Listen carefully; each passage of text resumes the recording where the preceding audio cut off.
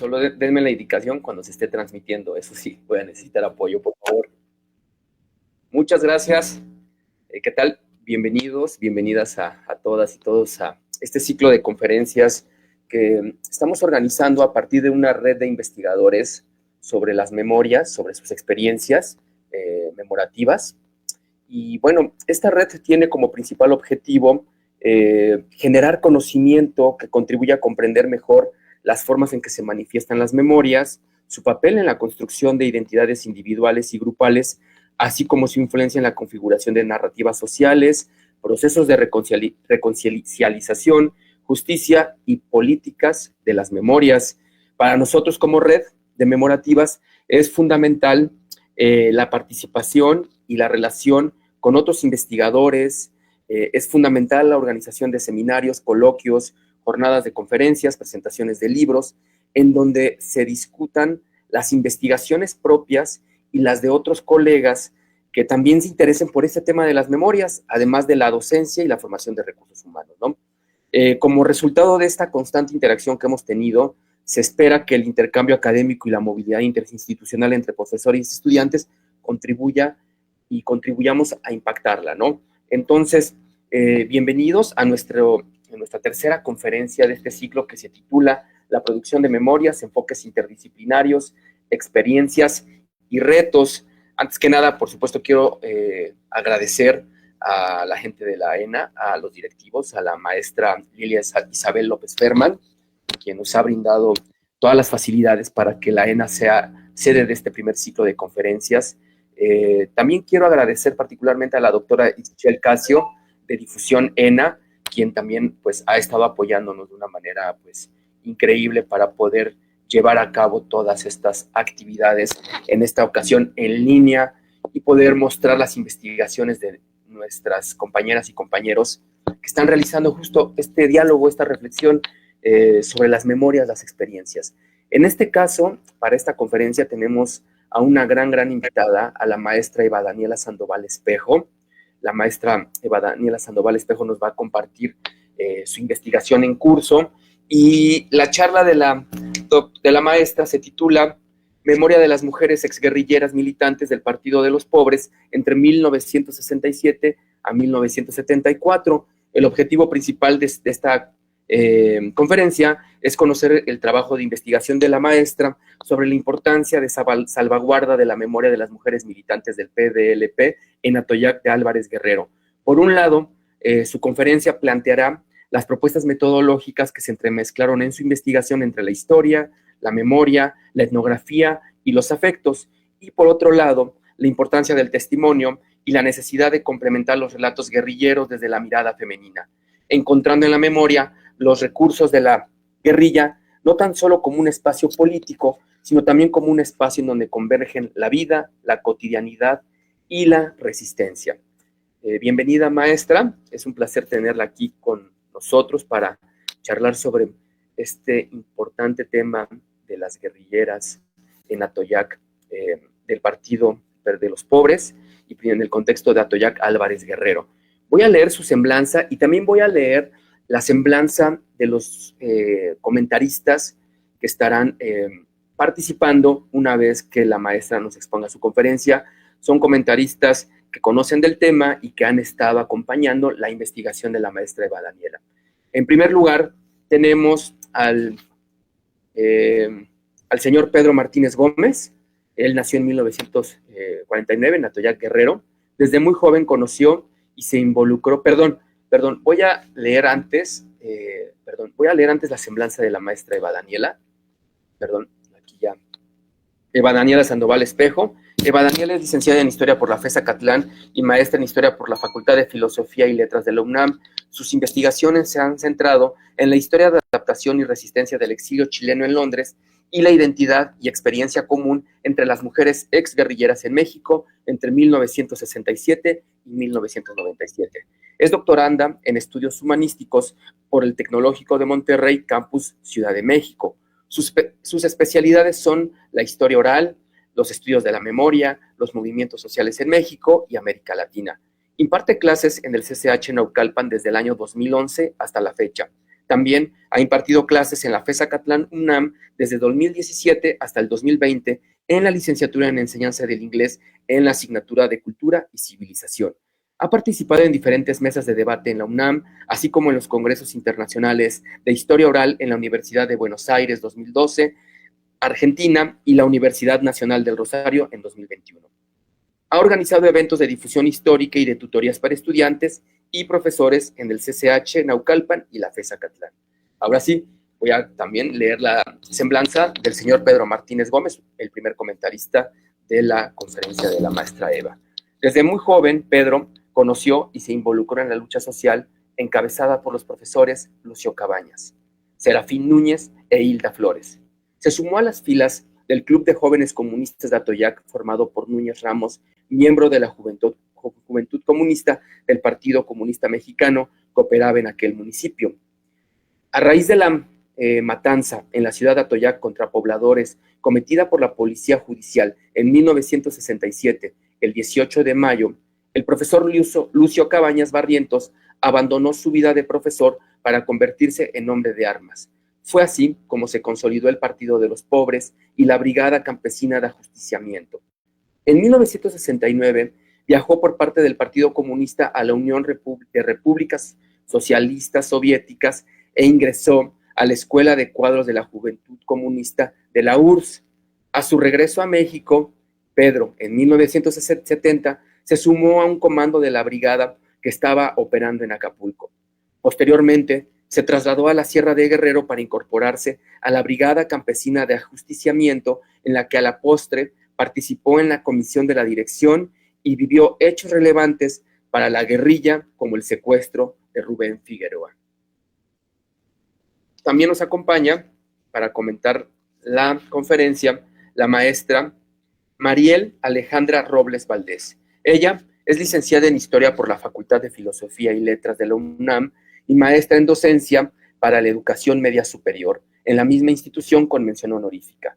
En 2009 participó en la investigación histórica y documental del proyecto Zócalo 1910, un paseo virtual para el Centro Nacional de las Artes, CENART. Ha impartido conferencias en encuentros de historia y de enseñanza de historia dentro y fuera de la UNAM. Ha escrito artículos en diferentes revistas del colegio como Historia Agenda, Utopía, Poética y para la Gaceta del CCH.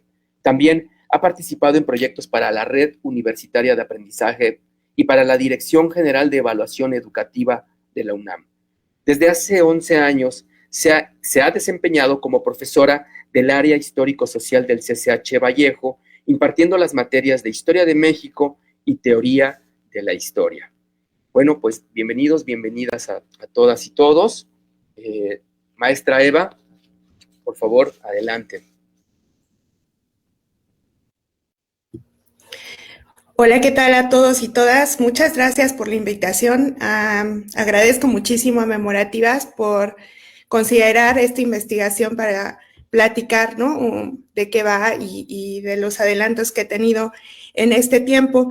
Agradezco muchísimo a Alfonso Vázquez, por supuesto, amigo, colega, nos conocemos desde hace mucho tiempo, por la invitación. Por supuesto, a Mariel Robles, colega, amiga, por estar aquí. Siempre hace falta la visión histórica, ¿no? Nos es útil siempre retroalimentarnos en este sentido. Y bueno, pues la verdad es que don Pedro Martínez está en Atoyac en estos momentos. No sé si está justo en Atoyac o en El Salto o en Ixtla, pero es muy difícil tener red. Entonces él ya me había contado de esta situación, tiene asuntos que arreglar. Entonces, bueno, pues yo le mandé la liga, esperemos que si puede se conecte. Bueno, pues él era muy importante para mí que estuviera aquí el día de hoy, puesto que él es quien me ha abierto las puertas, él es quien me ha acompañado, él y su esposa, doña Rosa Ocampo, pues en esta investigación, ¿no? Entonces, aparte de haberse convertido en mis guías, también son pues grandes, ahora compañeros de viaje, amigos, ¿no? Ojalá se pueda conectar, insisto. Pues bueno, no sé si podamos proyectar la presentación, por favor. Pues miren, mientras esto sucede, les quiero platicar que este trabajo de investigación inició en el 2022 y pues todo tiene que salir muy bien, va a concluir en el 2026, ¿no? Entonces, ¿por qué nace la idea de esta investigación? Justamente me he dedicado desde la licenciatura al uso de la historia oral para rescatar algunos procesos históricos importantes, ¿no? Entonces, el primero pues fue sobre Chile, el exilio chileno en Londres, la adaptación y la resistencia, ¿no? Entonces, ahí lo que hice fue, fue entrevistar a 5 personas que pertenecieron a los 5 movimientos que configuraron la Unidad Popular Chilena, ¿no? Entonces, ahí me di cuenta de una cuestión importante. De esas entrevistas, 2 de ellas fueron a mujeres. Entonces, en el relato femenino se encontró mucho detalle, ¿no? Entonces, la memoria funciona de diferente manera, mientras que en el hombre el recuerdo viene hacia la política, hacia cuestiones muy estratégicas, ¿no? También horarios perfectos, ¿no? Es como una cuestión de la memoria diferente. En el caso de las mujeres había una reconstrucción de los espacios, ¿no? Entonces, con mucho detalle, si hacía frío, si hacía calor, si sus hijos, si tuvieron hambre, si salieron a tal o cual hora, si tenían ropa adecuada para tal o cual clima, la comida, la maternidad, ¿no? Entonces, había especificaciones bastante precisas sobre otras cuestiones que a mí me parecieron muy importantes. Ya para cuando realicé la investigación de la maestría, en la maestría la propuesta fue trabajar con mujeres exguerrilleras y ahí hubo una disociación, ¿no? O sea, tratar de comprender primero el fenómeno de la guerrilla en México, ¿no? Y a partir de este momento, pues yo lo dividí en 2, ¿no? La guerrilla urbana, la guerrilla rural, no es una aportación mía, ¿no? Sino muchos otros estudiosos lo han hecho. Y esta guerrilla urbana me llevó a contactar a Edna Ovalle en la UAM, Xochimilco, no es cierto, Iztapalapa, y ella, le agradezco muchísimo, me dio como la apertura, me dio un directorio, alrededor de unas 20 mujeres que habían participado en los movimientos guerrilleros urbanos. ¿Qué entendemos por movimiento guerrillero urbano? Básicamente los que se llevan dentro de las universidades en las ciudades más grandes de nuestro país, ¿no? Entonces, ese directorio estaban mujeres que participaron en Chihuahua, en Sonora, pues en Monterrey, en Nuevo León, y en otras partes, ¿no? Incluida, pues, ella misma, Edna Ovalle, que estaba y en ese momento todavía laborando en la UAM. Entonces, yo empecé a hablar a todas esas mujeres que se me dieron, a las diferentes teléfonos, pues preguntándoles si podían tener acceso a una entrevista. Algunas de ellas aceptaron, otras debido a la lejanía, ¿no? O sea, Chihuahua, Sonora, pues es una cuestión de tiempo, dinero, ¿no? Es una investigación compleja. Entonces, logré conjuntar a 6 mujeres. De esas 6 mujeres, 5 de ellas pertenecieron a la guerrilla urbana. Entonces, la número 6 la conocí a través de Eneida Martínez Ocampo, quien es hija de Rosa Ocampo. Entonces, en una pues, investigación normal que hacíamos ahí en el AGN, estaba Eneida, me la presentó un colega, Carlos Rentería, y ella me dijo, oye, ¿por qué no entrevistas a mi mamá? Ella también fue guerrillera del Partido de los Pobres. Entonces, yo busco a doña Rosa, de hecho fue mi primera entrevista en aquel 2014, y me doy cuenta ya después, cuando termino todas las entrevistas, que la entrevista de doña Rosa era particular, ¿no? Entonces, doña Rosa llegó hasta el segundo de primaria, ¿no? Por ejemplo, no leyó a Marx, no estuvo en un círculo universitario, estudiantil, en donde ella pudiera discutir las teorías, ni el socialismo, ni el comunismo, ni nada de eso. Entonces, había una particularidad en su relato y esto me quedó como muy grabado y por esta razón, justo por doña Rosa, inició esta investigación en el 2022. Entonces, a partir de aquel 2014, la amistad, porque se volvió una amistad, entre doña Rosa, don Pedro, que es su esposo, guerrillero también, ya les había comentado, nunca se perdió. Y esta situación llevó a que en el 2022, pues bueno, yo hablara con don Pedro, le propuse esta cuestión y él aceptó muy gustoso. Y digo gustoso porque ha sido para los tres una aventura, sobre todo la última vez que estuvimos en Atoyac. Entonces, bueno, la tesis por el momento lleva por nombre Militar en el Partido de los Pobres, Memoria de las Mujeres Guerrilleras en Guerrero entre 1967 y 74. La pregunta de investigación hasta ahora ha sido ¿en qué medida los testimonios de las mujeres exguerrilleras del Partido de los Pobres explican la complejidad política identitaria desde la visión femenina en un proceso de violencia estructural reflejado en el proceso guerrillero de Atoyac Guerrero entre 1964 y 74? El objetivo general es recobrar la memoria y a través de ella comprende la participación de las mujeres exguerrilleras del Partido de los Pobres. Y aquí vino el primer cuestionamiento. Yo había utilizado otro verbo, ¿no? Rescate.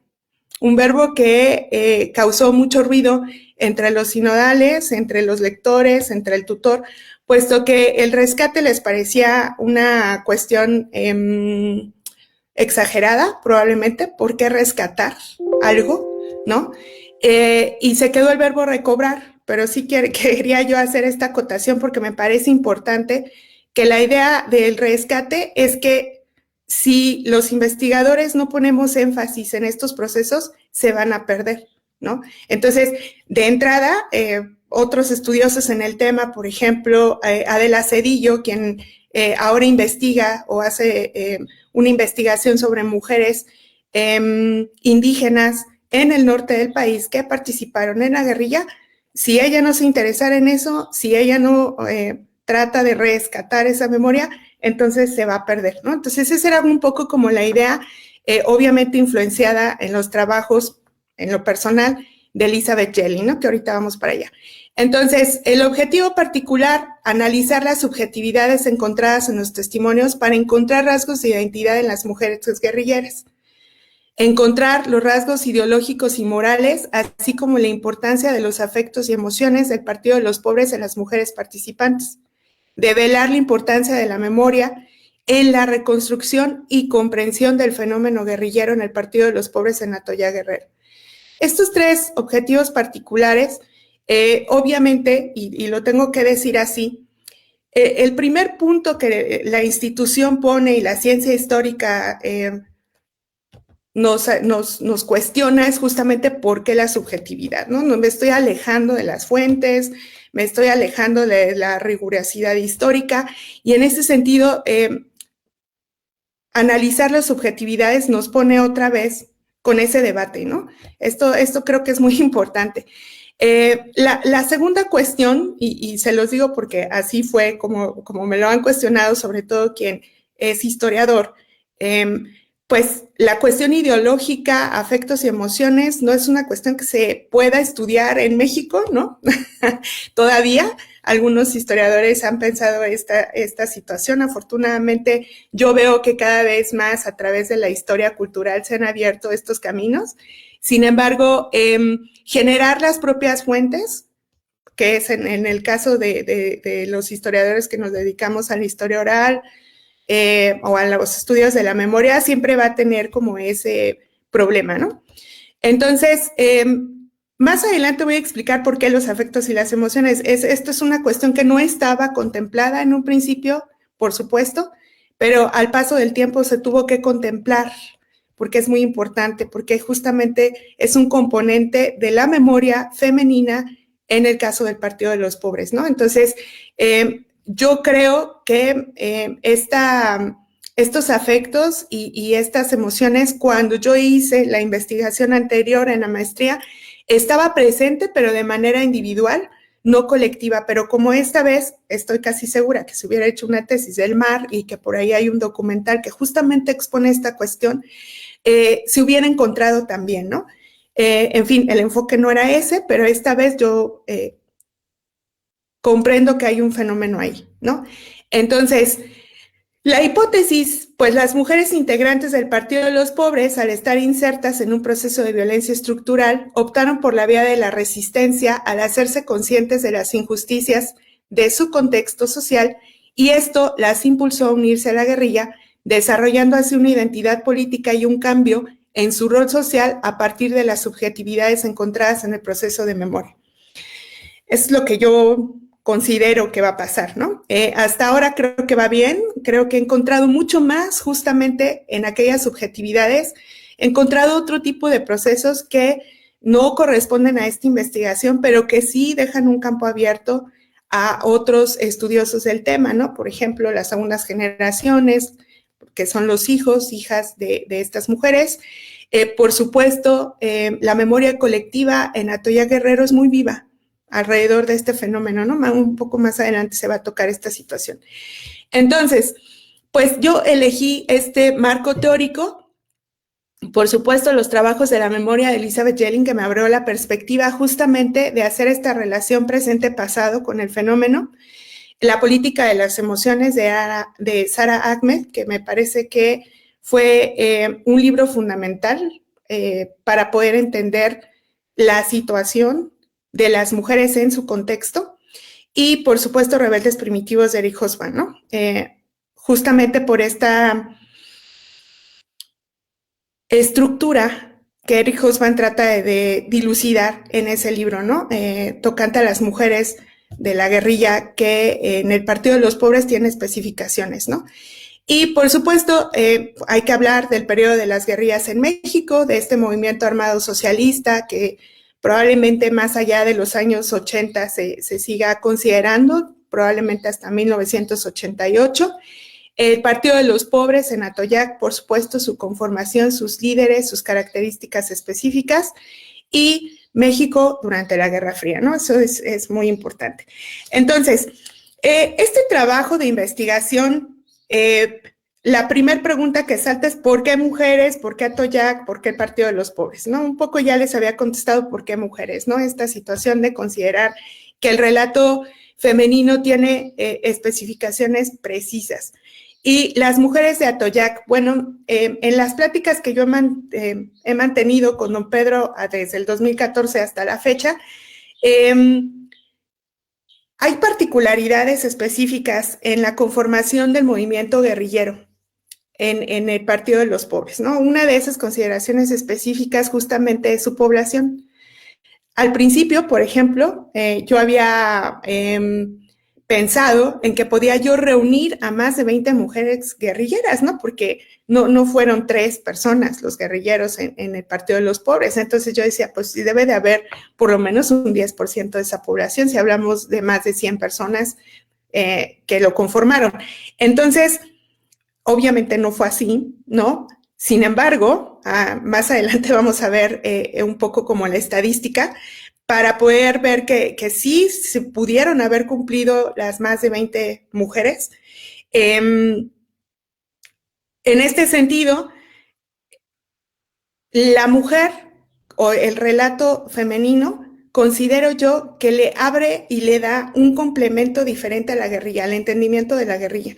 Y yo considero que luego entonces es así, no es una generalidad, pero podría ser así para cada uno de los movimientos guerrilleros. Entonces, las mujeres del Partido de los Pobres complementan las acciones políticas, las acciones militares, ¿no? Que se llevaron a cabo, porque abre otra perspectiva, ¿no? Abre la perspectiva de regenerar y de recrear el universo de ese movimiento guerrillero. Entonces, como ustedes saben, pues obviamente la guerrilla en México pues es un fenómeno muy particular del siglo XX, ¿no? Desde la Revolución Mexicana. Entonces, estarlo estudiando para mí ha sido toda una comprensión de un fenómeno específico. En este sentido, quiero yo también comentarles que al principio era una cuestión como de ver por qué en El Salvador había ciertos estudios sobre las mujeres guerrilleras, ¿no? En Guatemala. Unos estudios muy introspectivos, pues, ¿no? Incluso muchos de ellos están en Brasil y por supuesto en Argentina, en Chile, ¿no? Entonces, cómo en México nos hacía falta esta visión. Entonces también esa es una cuestión que yo quería como rescatar, develar en este trabajo. El relato femenino y la memoria me parecen fundamentales. La mujer en la guerrilla, el partido de los pobres, yo considero que hasta ahora es un campo abierto a la investigación. Entonces, en este sentido, primero, el doctorado es un doctorado en estudios humanísticos, lo que ha permitido que mi línea sea el discurso histórico, pero al mismo tiempo se abre un panorama bien diferente para mí en la ciencia histórica, ¿no? O sea, yo con mi formación histórica también muchas veces he caído en la cerrazón y en la cuadratura del estudio de ciertos procesos, pero cuando los tutores y asesores que son de diferentes áreas empiezan a observar el fenómeno, me da la posibilidad de que yo pueda abrirme. Entonces, yo considero hasta ahora que tengo como un cruce, ¿no? Entre la memoria, por supuesto, la historia del tiempo presente, la etnografía y tal cual obtener y analizar los testimonios. Y esto también tiene un cruce histórico, ¿no? El cruce está en el tiempo histórico, en el espacio histórico, en la visión del hecho histórico, obviamente, y por supuesto en el sujeto histórico, que son ellas, ¿no? Entonces, en este sentido, a mí me avalaba mucho ciertas ideas de algunos teóricos, por ejemplo, Pierre Nora, ¿no? Que nos menciona que la memoria es un espacio de lucha política también. Entonces, esta guía también la tenía como muy clara, ¿no? Cómo ellas van a construir su memoria a partir de una lucha política colectiva en un espacio determinado.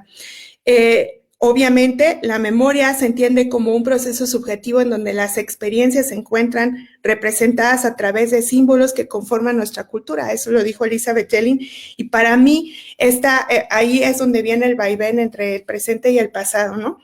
El sentido que le damos al pasado, dice ella, todo el tiempo. Entonces, ahí estaba con las mujeres en Guerrero. Por lo tanto, yo considero que hay 4 cuestiones paradigmáticas en la memoria de las mujeres exguerrilleras. La primera, considero yo, es que la memoria alberga un mecanismo cultural que fortalece el sentido de pertenencia a la comunidad. Por tanto, la memoria continúa presente en ellas. Entonces, este primer paradigma, que así lo mencioné, es muy interesante, puesto que cuando he ido a campo, por eso ahí está el trabajo etnográfico, en la primera visita a Guerrero, pues fue observar, comprender, ¿no? Cómo estaba la cuestión, buscar a las mujeres. La primera vez llegamos hasta Tecpan de Galeana a buscar a una mujer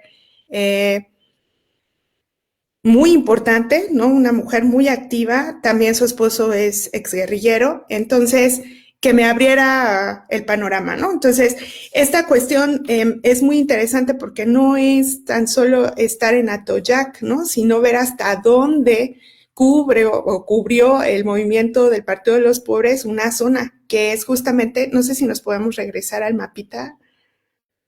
Alfonso, por favor. Es la zona de la Costa Grande en Guerrero. Ahí está. Entonces, hace mucho calor, ¿no? Es una zona compleja, pegada a las faldas de la montaña. Entonces, me interesó mucho esta cuestión. La otra cuestión es cuando Guillermina Cabañas, prima de Lucio Cabañas, quien estaba presente en esa misma viaje, me dice, vamos a San Juan de las Flores. San Juan de las Flores es un pueblo pegado ya a las faldas de la sierra, un poquito más adelante ya es donde hoy en día está el narcotráfico y demás, es una zona cafetalera, también hace muchísimo calor. Entonces, vamos a visitar justamente a su familia. Esta experiencia fue muy particular y me doy cuenta de que hay esto, ¿no? Toda la familia, o sea, obviamente el Partido de los Pobres es en buena parte un movimiento familiar, regional. Eso es muy importante de compartirlo, que lucha contra el cacicazgo de ese momento, contra el abuso de las autoridades priistas que manipulan los precios del café, de la copra, del ajonjolí y por supuesto mantienen a la población campesina a raya, ¿no? Esto que yo les acabo de mencionar es una cuestión que todavía da vueltas en la colectividad, ¿no? Todavía hay este abuso, todavía existe este cacicazgo, todavía, pues obviamente se dedican a la siembra de café, copra, ajonjolí, entre otras, ¿no? También hay calabaza, sal, es una zona donde también hay minas de sal. Entonces, todo este fenómeno empiezan ellos a contribuir a la reconstrucción de un evento que pasó hace algunos años, pero que sigue presente ahora. El segundo paradigma es que la memoria guarda un mecanismo político que se contrapone a la memoria hegemónica. Entonces, ¿cómo lo recuerdan ellos y cómo nos dicen a nosotros qué fue? Y eso es muy importante. Solamente creo yo que podemos tener la comprensión del fenómeno cuando nosotros nos acercamos a observar esta cuestión en el lugar, ¿no? Entonces, esto permite una reconstrucción histórica de el movimiento y también de la militancia, de cómo ellos observan esta situación. El tercer paradigma es el tiempo histórico.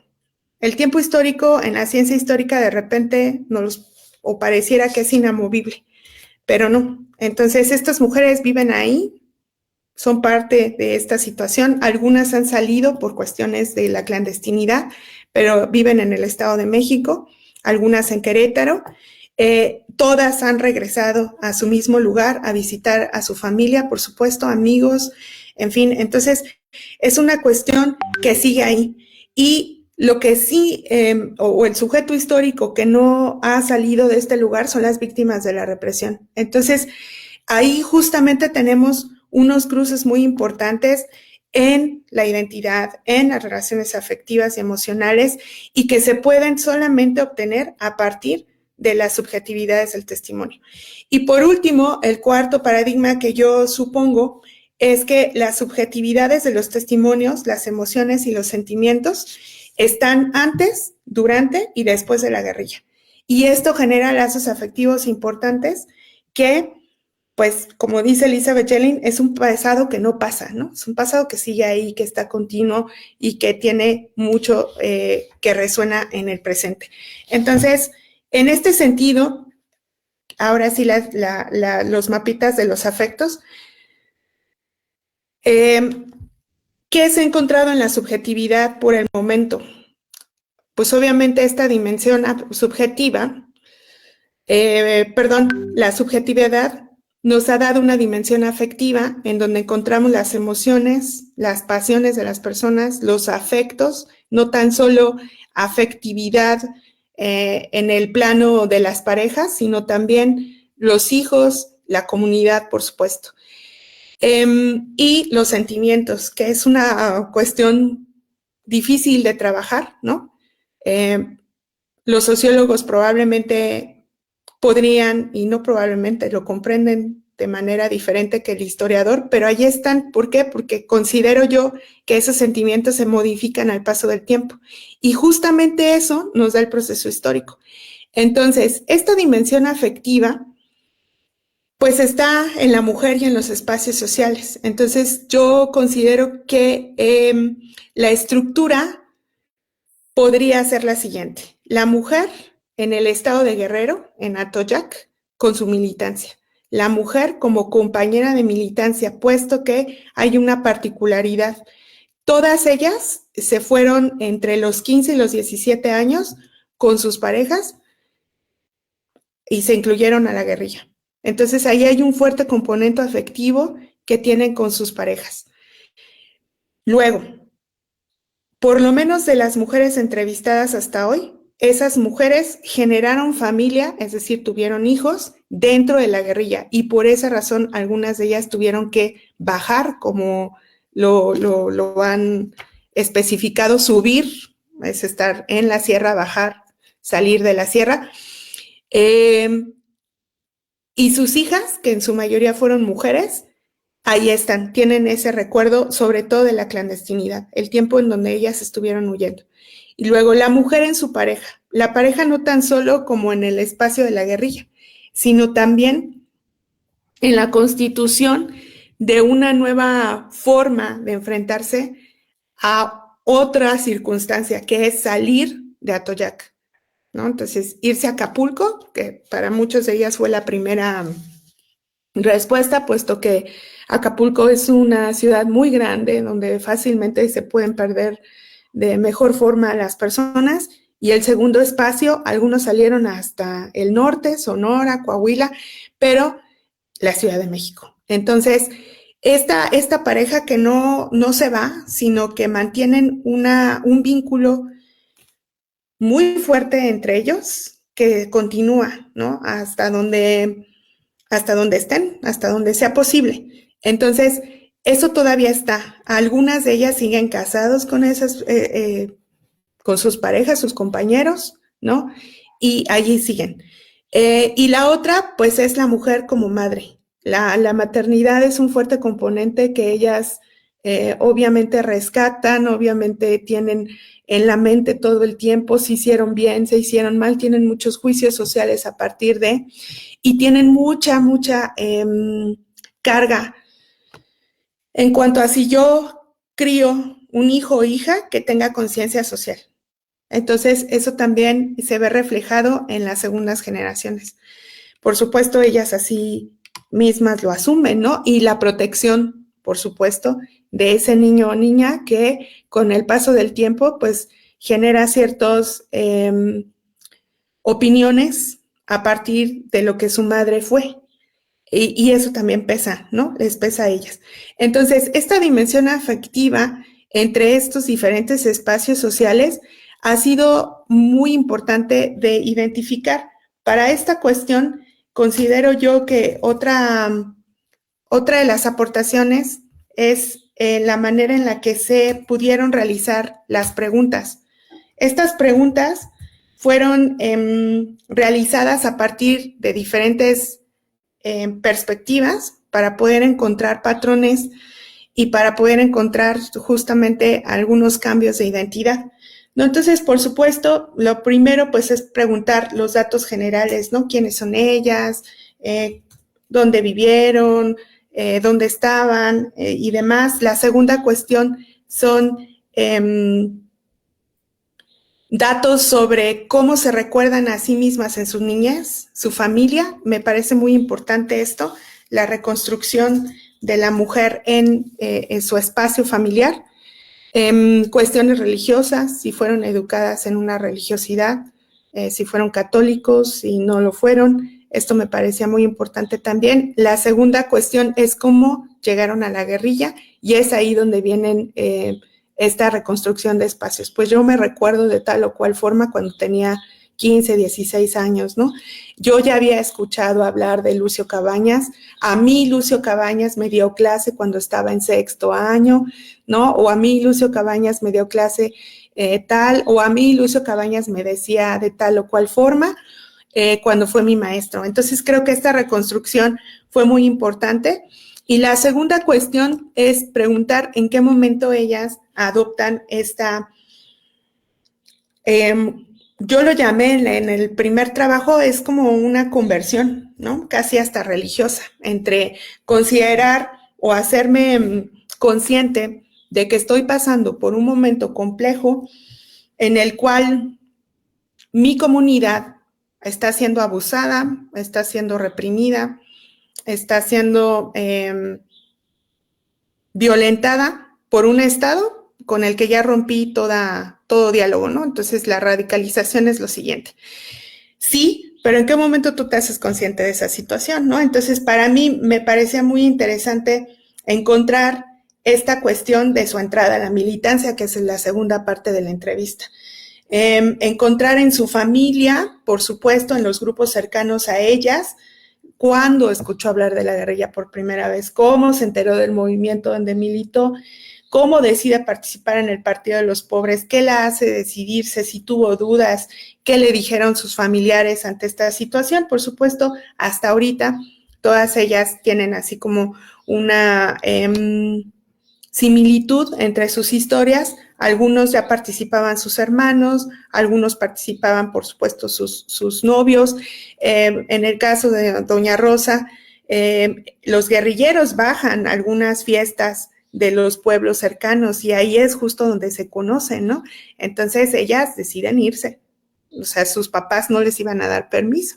Entonces rompen con la estructura familiar para irse con el novio y en ese proceso hay una conversión. ¿Cómo es esta conversión? Pues que ellas mismas lo han dicho, ¿no? O sea, nosotras en la noche nos explicaban lo que estábamos haciendo y nosotras lo comprendíamos porque sabíamos que en nuestros pueblos había abuso de todo tipo.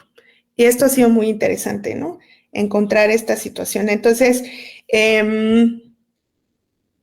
ya durante su militancia, ellas saben que están haciendo una acción que va a beneficiar no a ellas ni a ellos, sino a sus pueblos, a su colectivo. Y esto creo que las terceras preguntas o la tercera fase de las preguntas es qué pasó durante esa militancia, ¿no? ¿Cómo recuerdan el primer día que entraron al Partido de los Pobres? Si hubo alguna bienvenida, cuáles fueron sus obligaciones, si había reglas y cuáles fueron estas, si hubo instrucciones para leer o aprender algo específico, si había diferencias entre hombres y mujeres, qué labores realizaron ellas y recordar los días de la guerrilla. Entonces ellas, me parece muy interesante. Ellas nos han dicho, he tenido la oportunidad de también platicar no tan solo con don Pedro, sino con otros hombres que participaron y ellos dicen, ¿no? Pues no, o sea, no había roles, ¿no? Todos hacíamos todo. Unos días les tocaba a ellas, otros días nos tocaba a nosotros. De hecho, hasta un poco como en son de broma dicen, a nosotros nos gustaba el día que ellas cocinaban porque nosotros hacíamos unas tortillas muy gordas que en el centro quedaban crudas y cuando ellas hacían las tortillas era como comer mejor, ¿no? Pero eso no quería decir que todo el tiempo ellas hicieran la comida ni nada.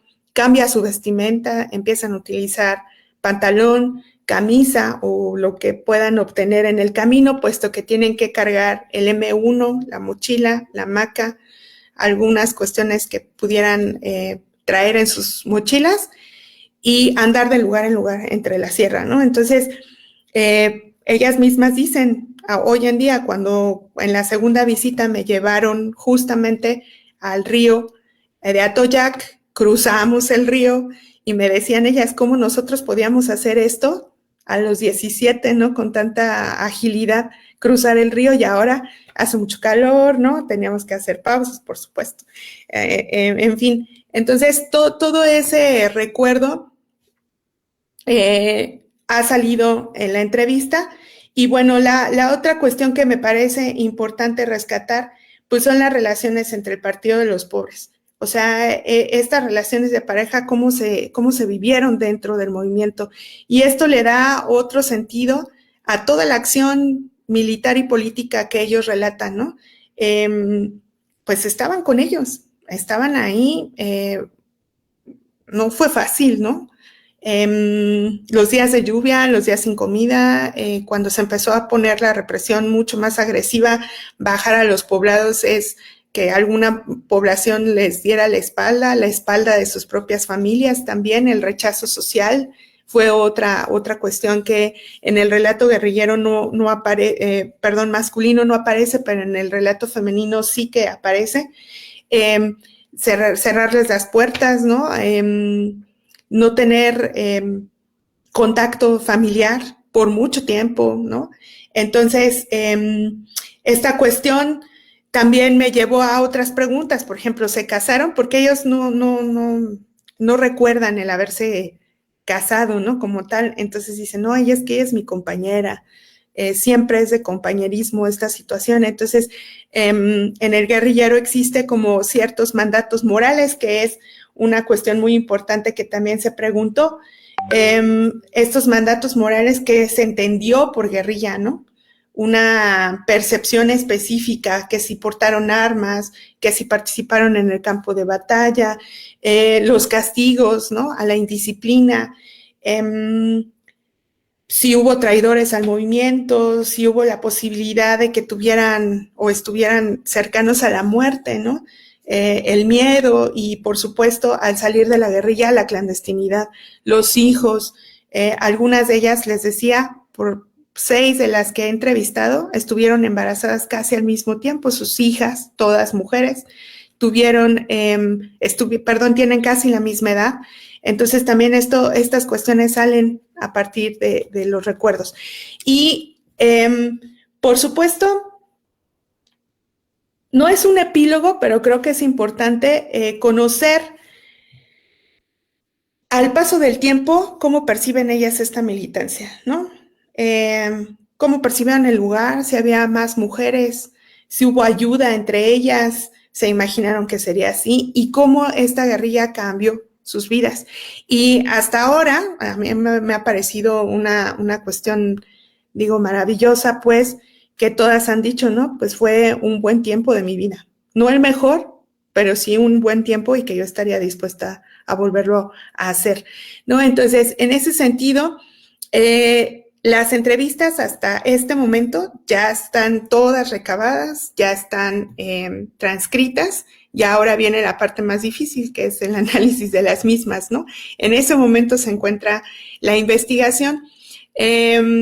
La primera parte, pues, es una cuestión teórica, la segunda parte es el espacio histórico, ¿no? Me parecía muy importante recordar cómo se constituye el estado de Guerrero en el 1848, a partir de la lucha de dos caciques, justamente, Bravo y Álvarez, y justamente la cesión de los terrenos, ¿no? De los otros estados de la República que los cedieron para la conformación del estado, un estado muy rico, con muchas materias primas y, por supuesto, una explotación rapaz, ¿no? Durante todo el siglo XX hasta hoy día, me atrevería a decirlo. Entonces, en este sentido, me parecía que el capítulo número 2 debe de tener una importancia a partir de los mapas, a partir del trabajo etnográfico, ir cuántas veces se fue a Guerrero, en dónde encontramos a las mujeres, y hacer una mención del trabajo muy importante que don Pedro y doña Rosa realizaron conmigo, ¿no? Para encontrar a las mujeres. Entonces, si se puede cambiar la siguiente diapositiva. Así está. Entonces, pues más o menos va la cosa así.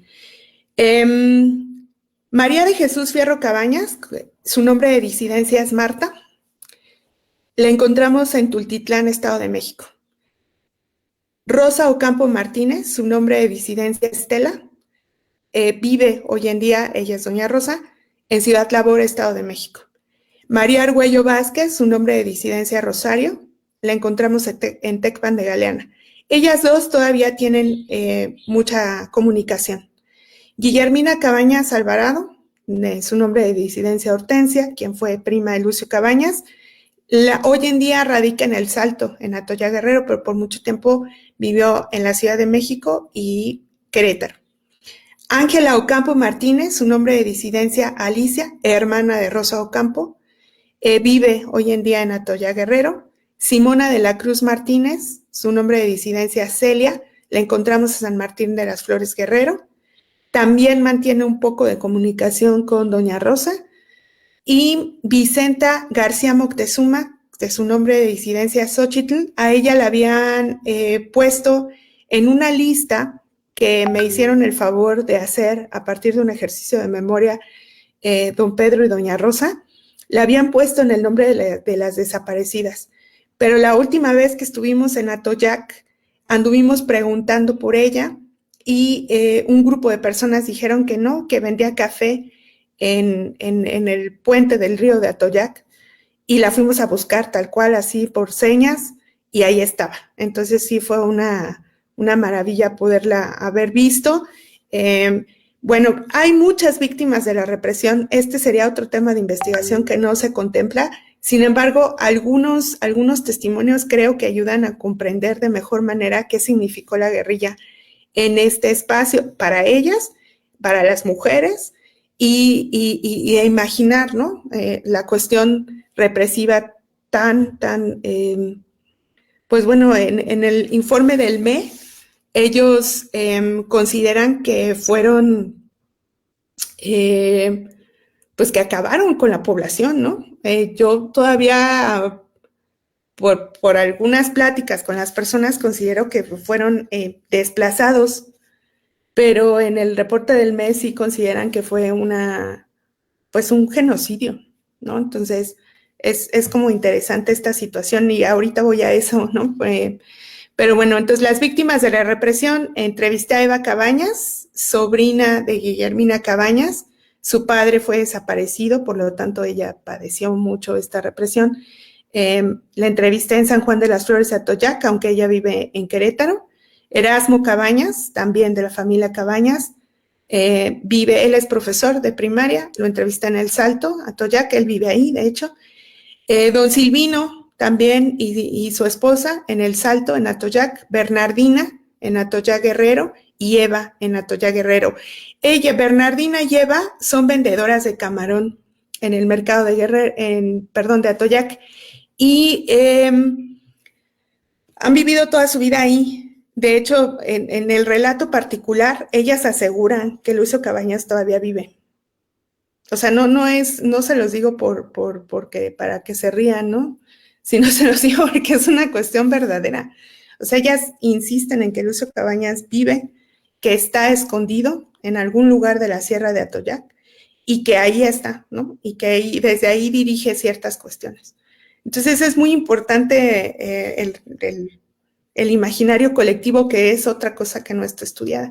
Y no tan solo ellas, don Silvino, ¿no? Por ejemplo, relató todo el corrido que se le hizo a Lucio Cabañas, su esposa, ¿no? La admiración que todavía, y la familia le tienen a Lucio Cabañas. Entonces todavía hay muchos espacios, huecos que podemos seguir estudiando, ¿no? La siguiente, por favor. Para mí ha sido muy importante que en el momento en el que tenga yo la oportunidad de hacerlo, pues sí, es como un homenaje. En esa lista que don Pedro y doña Rosa hicieron el favor de brindarme en una hoja de papel, pude hacer estos cuadros, ¿no? Los primeros es porque las vimos y están ahí, pero estas son de las mujeres desaparecidas o que probablemente han fallecido por enfermedad. Entonces, de algunas solamente se sabe su nombre de disidencia, que son las primeras 4, y de las otras ellos tienen con mucho mejor claridad en el recuerdo su nombre, su apellido y su nombre de disidencia. Berta, Sonia, Beatriz, Minerva son nombres de disidencia. Martina Fierro, el nombre de disidencia Elvira. Ana María Río García, Arminda. Tiene un asterisco porque es posible que todavía viva. Entonces podríamos intentar buscarla. Todavía hay tiempo. Podríamos intentar eso. Aida Ramales Patiño, en su nombre de disidencia Nidia. Perla Sotelo Patiño, en su nombre de disidencia Hilda. Mariana de la Cruz Yáñez, Maribel.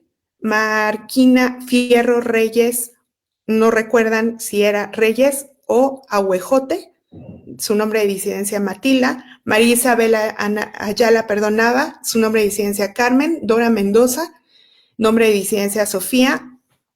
Mariana Ávila Sosa, nombre de disidencia Silvia. Y Aurora de la Paz Navarro, su nombre de disidencia Lilia.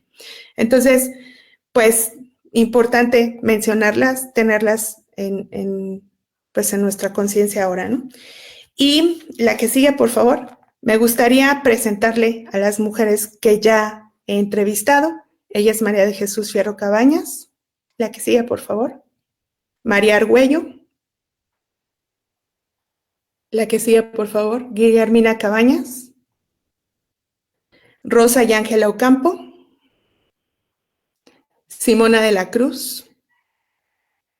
Y Vicenta García Moctezuma, quien es que les digo que la sacamos de la lista de mujeres desaparecidas.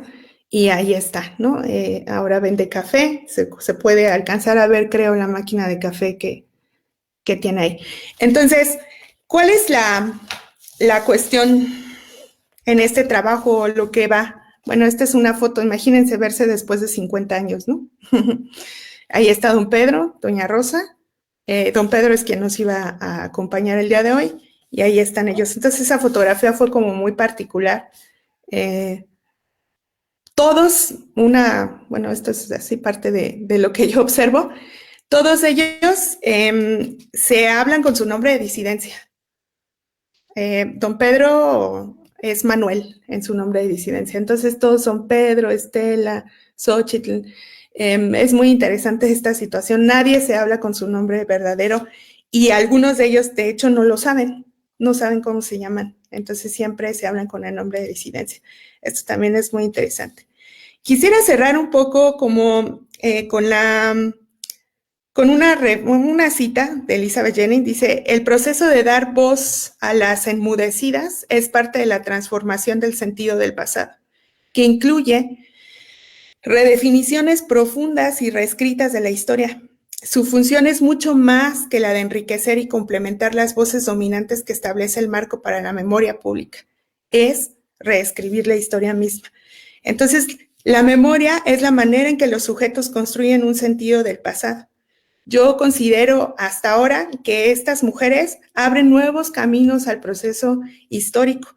Por supuesto, dentro de la memoria, lo difícil como investigadores es enfrentarnos a los recuerdos y a los olvidos, ¿no? O sea, ¿qué tanto ellos quieren recordar? Ha habido quien me ha dicho: de esto no quiero hablar, se respeta, ¿no?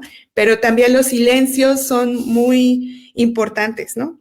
La otra cuestión es la narrativa, los actos, los silencios, los gestos, ¿no? Cómo se recuerda, por ejemplo, hay quien lloró muchísimo durante la entrevista, muchísimo, pero el recuerdo traía todo hacia su presente, ¿no?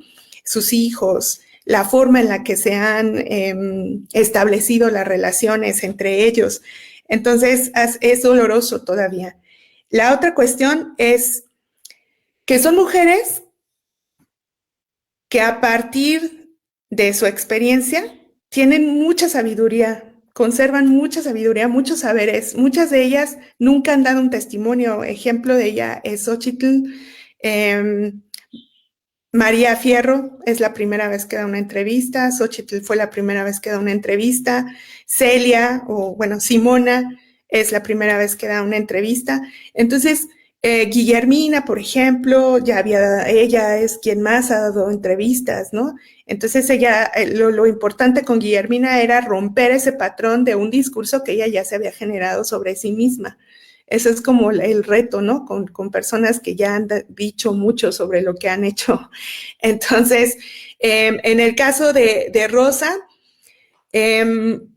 Rosa ha dado entrevistas a su propia hija, ¿no? De hecho, pueden encontrar en La Jornada algunos artículos que ha escrito Eneida sobre su mamá. Aunque ella misma dice, ¿no? No me gusta. No me gusta el público, ¿no? No me gusta exponerlo así ante todos los demás. Las invité a un evento a todas, pero solamente me pudo acompañar Rosa y Rosario. Y bueno, pues las dos estaban muy nerviosas, ¿no? Y lo dejaron claro ante el público. Es la primera vez que venimos a un foro en donde nosotras seamos el foco de atención. Y qué nervios y qué miedo, pero ahí estaban, ¿no? Entonces se los agradezco mucho. Y bueno, son mujeres muy sabias, aunque ellas no lo perciban de esa manera, y que son mujeres emocionales. Son mujeres que nos van a relatar la vida desde esa profundidad en que la vivieron, ¿no? En donde las emociones tienen un lugar importante, en donde el espacio guerrillero no se convierte en un espacio de lucha política, sino también se convierte en un espacio en donde confluyen los afectos y esas emociones que dejaron ahí. Y por supuesto, en esa memoria también hay huecos y muchas fracturas. Les decía, hay cosas que no se quieren mencionar, pero hay cosas que sí se mencionan y se mencionan desde una perspectiva específica, ¿no? Desde estos pues espacios que han encontrado ellas para transmitir lo que se vivió en un momento determinado. Entonces, solamente quiero cerrar a manera también de denuncia que en el informe del ME y en la Comisión de la Verdad del Estado de Guerrero no se ha dicho que el Salto Chiquito se desapareció. El Salto Chiquito es un pueblo en donde nació Doña Rosa y otro de los entrevistados, que es Erasmo. Cabañas, el profesor que les comenté. Ellos dos nacieron ahí, crecieron ahí, y el informe del ME no tuvo a bien tomar los datos, puesto que no sabían que si era verdad o no. La última vez que fuimos a Guerrero me llevaron a Salto Chiquito, que es pasando el río, en una parte muy específica de la sierra. Ese pueblo fue reprimido por los militares, pues, por toda la búsqueda, y todas las personas se desperdigaron en los demás lugares que pudieron, que es San Juan de las Flores y El Salto, Atoyac, sobre todo, ¿no? Y en otros lugares. Entonces, bueno, El Salto Chiquito, por ejemplo, es uno de los tantos pasajes de esta guerrilla que todavía no se han dado a conocer. Francisco Ávila Coronel, quien es estudioso de este tema, él escribió en Contralínea un artículo sobre El Salto Chiquito. Él asegura que sí fue un genocidio. Sin embargo, cuando ya estamos ahí, como las personas sí viven, o sea, todavía viven, yo lo considero un desplazamiento. Entonces, lo interesante sería buscar a algunos habitantes que todavía están ahí, pero por ejemplo, está Erasmo, Rosa Ocampo y otros más que nacieron ahí, crecieron ahí, pero ahora ya viven en otros lados, ¿no? Debido al mismo proceso guerrillero.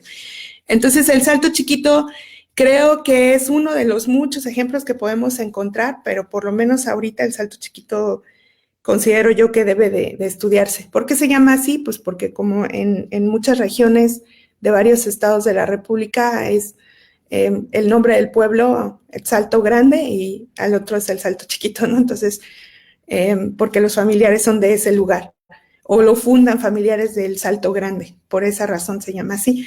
Entonces, bueno, pues el Salto Chiquito considero yo que debe de ser reconsiderado en muchas de las partes de esta historia. Y pues bueno, muchas gracias. Ya me extendí mucho, creo. No, está bien, Daniela. Felicidades por la investigación.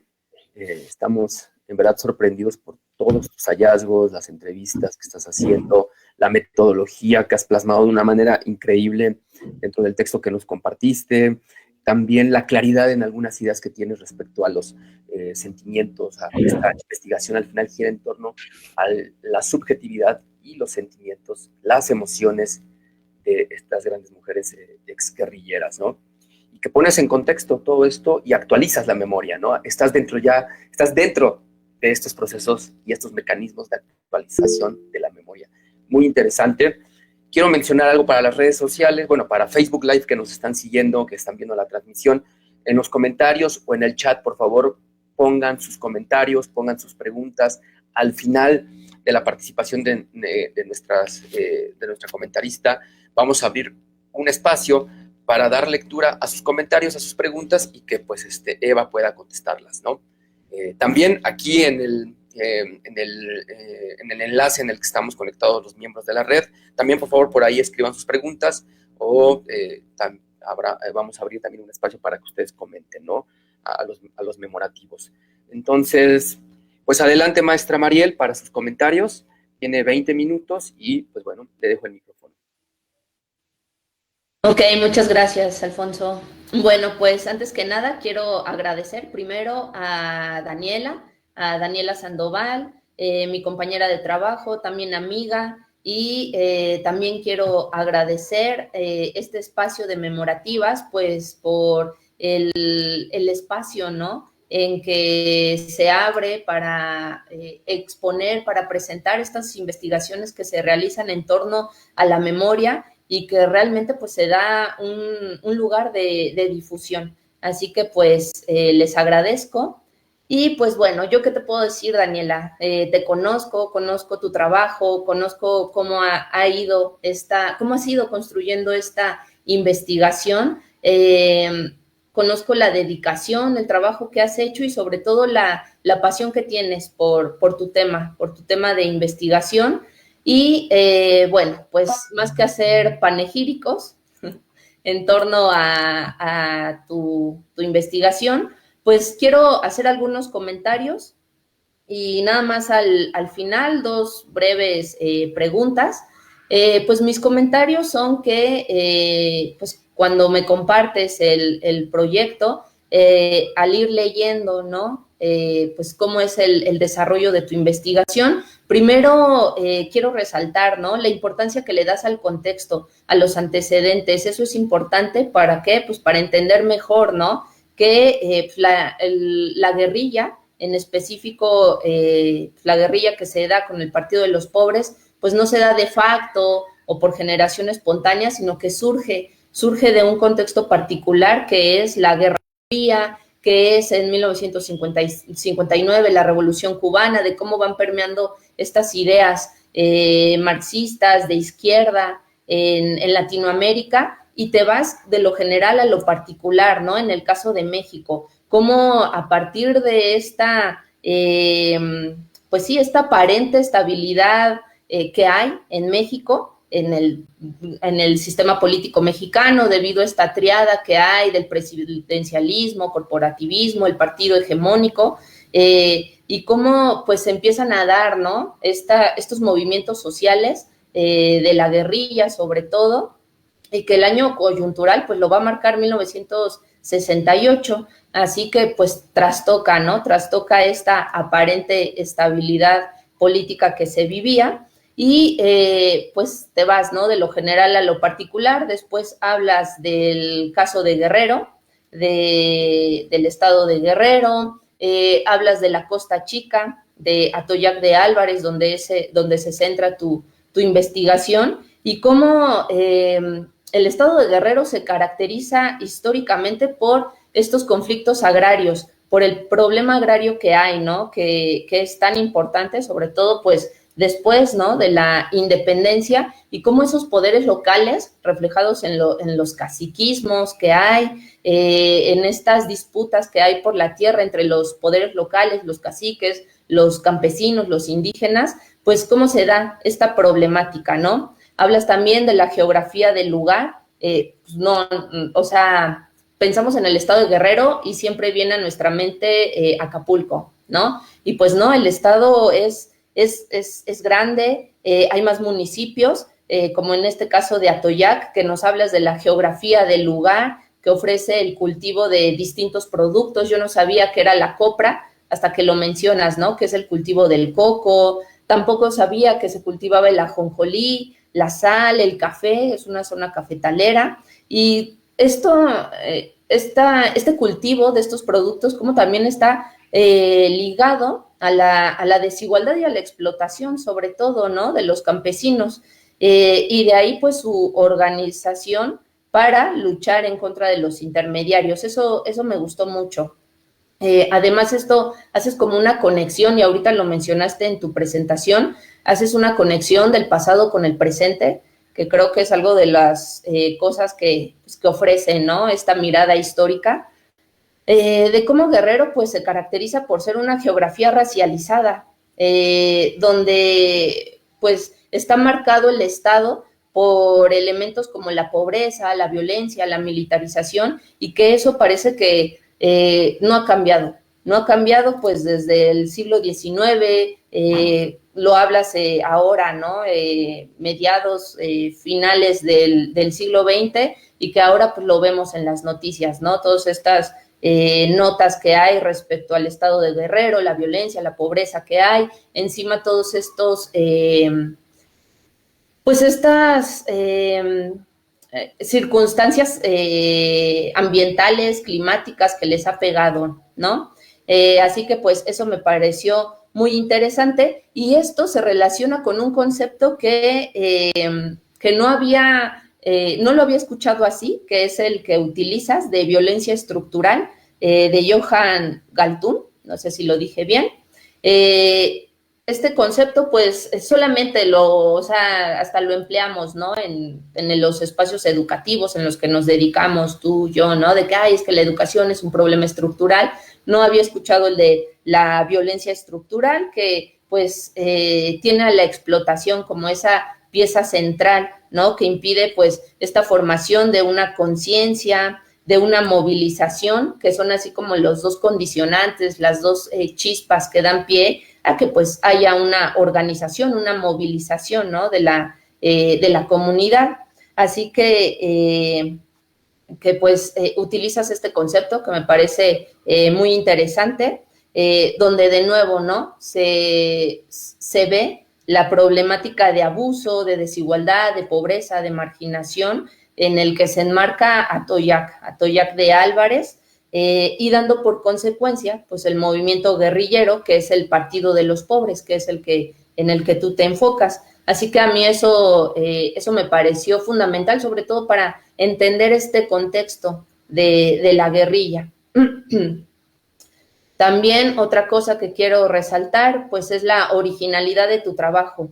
Lo has mencionado, ¿no? En la presentación, en el proyecto, que lo que conocemos de la guerrilla, de por sí son estudios que son relativamente recientes, desde el año 2000 más o menos, ¿no? Si tomamos en cuenta la confidencialidad que hay en los archivos y demás, guardar esa confidencialidad de 30 años aproximadamente, documentos clasificados que aún en día pues no están de acceso al público, pues esta me parece un trabajo muy original el que tú haces. Si conocemos de la guerrilla, es más sobre la guerrilla urbana, no tanto de la guerrilla rural, así que tú aportas, pues sí, tú aportas al estudio de la guerrilla urbana. Eso es bastante bueno, y sobre todo que lo haces desde otra perspectiva, donde tú enfatizas, Daniela, en sus protagonistas mujeres,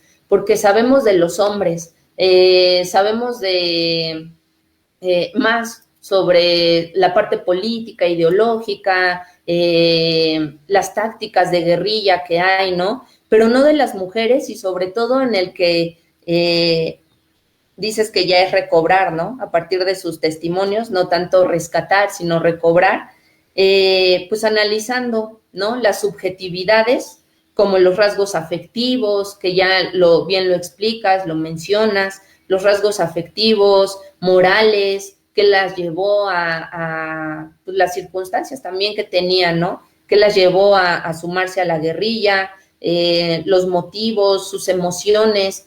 Ya lo decías, ¿no? Que en las entrevistas, pues, ha de ser muy duro también escucharlas, a los testimonios de estas mujeres, pues ver cómo, pues, el ejercicio de la memoria, de recordar, pues a veces es, y sobre todo un proceso traumático como es la guerrilla, pues no ha de ser sencillo, ¿no? Ni para ellas, ni para ti que estás haciendo esta reconstrucción del trabajo. Y bueno, mencionas que esto de analizar las subjetividades, lo cual, pues sí es como una de los grandes cuestionamientos que se le da, sobre todo a la historia,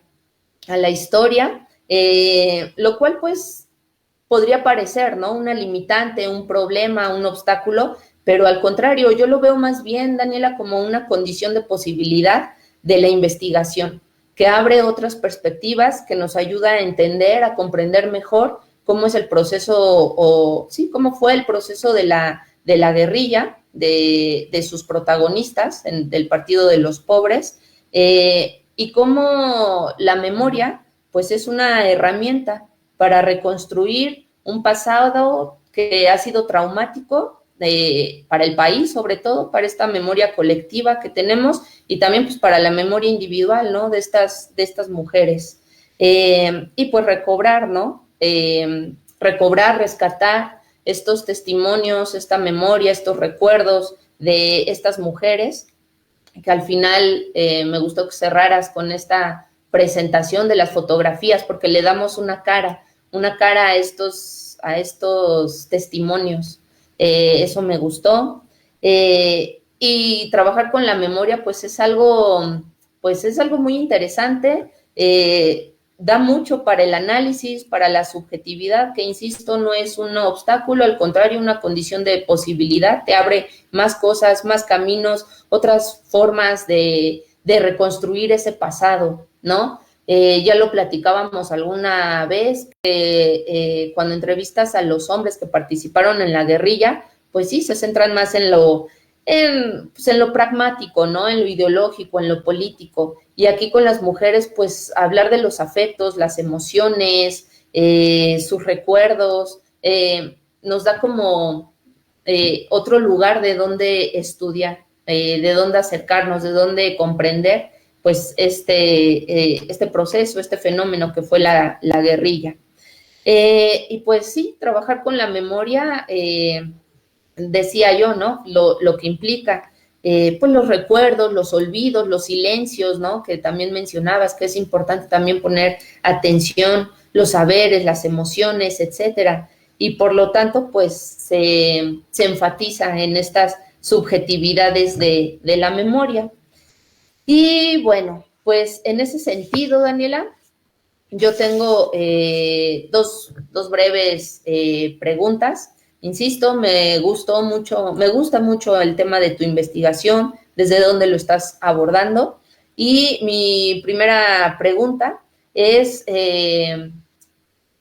tú mencionas que la metodología que utilizas, pues es a partir de la etnografía, de la historia oral, de los testimonios de estas mujeres, que después vas a hacer una búsqueda hemerográfica. Eso me parece muy importante también, ¿no? ¿Qué se dice? ¿Qué se dice en los medios de comunicación, sobre todo locales, sobre la guerrilla? ¿Cómo lo ven? Eso me parece importantísimo, a partir de los periódicos. De ahí mi pregunta que surge es, ¿por qué no recurrir a fuentes de archivo, específicamente pues del AGN, ¿no? Del Archivo General de la Nación? Esa es una de mis preguntas. Tenía otra que era, ¿cómo conociste al señor Pedro Martínez? Porque eso es algo que mencionas mucho en el proyecto, en lo que me has platicado, pero ya en un inicio pues ya explicaste, ¿no? Cómo diste, porque pues tú ya has trabajado, pues ya te has especializado, vaya, en historia oral, en la guerrilla, en el caso de Chile, Argentina, México. Así que pues ya de ahí, pues de estos contactos que has hecho, pues ya lograste conocer al señor Pedro. Esa era mi pregunta, pero pues ya con tu presentación se respondió. Y la última, que es la que más me da, pues me emociona y me da curiosidad, es después de esto que sigue, Daniela. ¿Consideras que tu trabajo cierra aquí, o te daría pie para investigar o para abrir como otras líneas de investigación que se puedan desprender de aquí? Esas serían mis dos únicas preguntas y pues nada, solamente eso, y muchas felicidades, Daniela. Ojalá y ya cuando tengas tu investigación, tu trabajo terminado, pues lo presentes. Gracias. Muchísimas gracias, maestra Mariel, por sus comentarios y por las preguntas que le está haciendo a la maestra Daniela. Y yo creo que iniciamos ahora sí la ronda de preguntas, de comentarios. Voy a leer ahorita en un momento más, después de que responda Daniela, un comentario que hay en Facebook y a ver si surgen más. Adelante, Daniela, por favor. Muchas gracias, Mariel, por tu comentario. Me emociona saber que sí están claras ciertas cosas. Digo, ese es el mayor miedo, ¿no? De cuando estás escribiendo, que uno no sea claro y que no se dé, sí, que uno no esté nombrando de la manera en la que uno lo piensa aquí, la estructura de un trabajo, ¿no? Entonces me emocionó mucho saber que sí está sirviendo esta mirada histórica, porque me costó mucho trabajo, ¿no? O sea, muchos investigadores, incluso mi propio tutor, me han dicho, bueno, ¿y tú eres de Guerrero o qué? ¿No? Y cuando tú les dices que no, pero que te interesa el fenómeno, sí hay como cierto distanciamiento, ¿no? O sea, como que a ver si es cierto, a ver qué vas a hacer con esto, ¿no? Entonces, eso como investigador también implica tener mucha responsabilidad con lo que estás diciendo. No la vayas tú ahí a regar en ciertos datos, ¿no? O a poner cosas que no van o que no son. Entonces, ese es un punto importante, pero eso se ve en la estructura, ¿no? Entonces, muchas gracias por tus comentarios. Anoté bastantes cosas importantes que me hacen pensar en otras. Y pues bueno, la metodología, los medios locales, hay una parte de la investigación que sí recurre a los periódicos locales. Ya hice 2 visitas a la hemeroteca. Necesito, creo, regresar a Toyac por esa situación, porque no están los periódicos completos y hay muchos juicios sobre la guerrilla. Básicamente son delincuentes. No hay más, ¿no? Cuatreros llaman por ahí. Hay mucho juicio y no hay hasta ahorita ni una mención de una sola mujer. Entonces, me gustaría más bien ver si encuentro algo en Atoyac, porque si la hemeroteca tiene los números completos de los que no están aquí, de ciertos periódicos de Acapulco, ¿no? El periódico local pues también es muy pequeño, no está completo, entonces tendría como que hacer eso. La otra cuestión del AGN, mira, la primera vez que fui al AGN no para esta investigación, sino para la de las mujeres de la guerrilla urbana, todavía estaba el CISEN, entonces no pude ver casi nada, todos los documentos estaban extremadamente cuidados, manipulados, ¿no? No sirvió de mucho que sacara el permiso, no hay como mucha información, y la que hay, pues, es ligera. Por ejemplo, no sé, dice, la madrugada del 2 de septiembre de 1970 se detuvo a la banda criminal compuesta por tal, y con ellos venía una prostituta, y resulta que no era una prostituta, ¿no? Era una guerrillera. Entonces hay como ese tipo de cuestionamientos que son importantes, claro, porque eso te deja muy claro cómo los medios de comunicación y los mismos procesos judiciales te están dando ahí un punto, ¿no? Pero de Doña Rosa no hay nada, de ninguna de las mujeres hay algo. Entonces, ellas mismas me han dicho, creo que no salimos en ningún periódico, ¿no? De la época, o sea, ellas mencionadas. Entonces, tendría yo que ver, sobre todo para reconstruir esta parte que creo que es muy importante, del fenómeno guerrillero, cómo lo está observando socialmente, ¿no? La prensa local, creo que podría quedarme en algún momento en los periódicos de Atoyac, a ver qué hay. He visto que Francisco Ávila Coronel sí ha encontrado algunas cuestiones, pocas, pero sí ha encontrado así como algunas cuestiones, entonces tendría yo que hacer esa revisión. Pero yo creo que no aquí, sino en Atoyac, porque sí, de aquí ya me di cuenta que no están completos, ¿no? Por ejemplo, hay periódicos del 64, y luego se saltan al 66, hay 2, 3, 4 tomos, y luego está el 67, 2, 3, 4 tomos, y así sucesivamente. Entonces, probablemente en esos números faltantes, yo había revisado los del 67 creo que solamente hay un tomo en la hemeroteca, de un periódico de Acapulco, que es uno como de los más grandes, y eso como que me decepcionó un poco, ¿no? Tendría que checar esa situación. Luego, la segunda cosa de cómo conocí a don Pedro, el día que Neida me pasó su teléfono, yo fui a entrevistar a doña Rosa, realmente no iba por don Pedro, ¿no? Y la verdad es que tampoco sabía de su existencia, ahí es donde él estaba, todo el tiempo estuvo en la entrevista, estaba muy interesado. Y entonces me dijo, yo también participé en la guerrilla. Una cosa y qué lástima que no se haya podido conectar, es que don Pedro recibió instrucción política y de armamento en la URSS, en Rusia. Entonces, es muy interesante su historia de vida, ¿no? Obviamente, don Pedro se encargaba justo del convencimiento y formó parte de la Brigada de Ajusticiamiento del Partido de los Pobres. O sea, tenía una labor específica del convencimiento, de hacer la conciencia de clase entre los campesinos. Entonces, su historia es muy particular, tiene un dominio del marxismo bastante amplio, ¿no? Entonces, es muy interesante platicar con él en ese sentido. Y pues bueno, por esa razón, realmente después él es el que mantuvo el contacto, ¿no? Me mandaba un mensajito, ¿cómo estás, Daniela? ¿Qué estás haciendo? cuestiones así, hasta que yo ya decidí esta situación. Él fue la primera persona que se me ocurrió hablarle, ¿no? Y obviamente las veces que hemos ido a Guerrero, pues yo me siento muy acompañada cuando van ambos, ¿no? Porque pues es su lugar, entonces saben todo, desde dónde ir a desayunar hasta dónde nos podemos ir a meter como a la sierra, ¿no? Entonces eso me ha a mí dado muchas satisfacciones en la investigación. Y hay una duda, Daniela. Doña Rosa, la mujer que entrevistaste, es la esposa de don Pedro. Es su esposa, sí, es los que salen en la última foto, son esposos.